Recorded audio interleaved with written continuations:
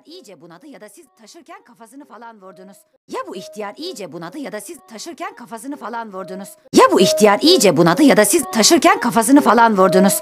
Sınırlarına lafınıza faklaşmışız. Size dayanan beşli Ya bu ihtiyar iyice bunadı ya da siz taşırken kafasını falan vurdunuz. Ya bu ihtiyar iyice bunadı ya da siz taşırken kafasını falan vurdunuz. Ya bu ihtiyar iyice bunadı ya da siz taşırken kafasını falan vurdunuz. Ya bu ihtiyar iyice bunadı ya da siz taşırken kafasını falan vurdunuz. Ya bu ihtiyar iyice bunadı ya da siz taşırken kafasını falan vurdunuz. Ya bu ihtiyar iyice bunadı ya da siz taşırken kafasını falan vurdunuz. Ya bu ihtiyar iyice bunadı ya da siz taşırken kafasını falan vurdunuz. Ya bu ihtiyar iyice bunadı ya da siz taşırken kafasını falan vurdunuz.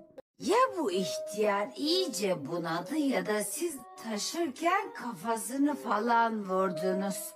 Ya bu ihtiyar iyice bunadı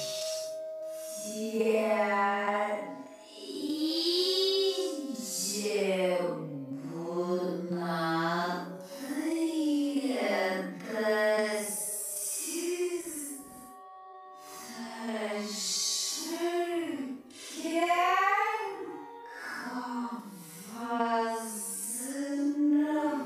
falan vurdunuz.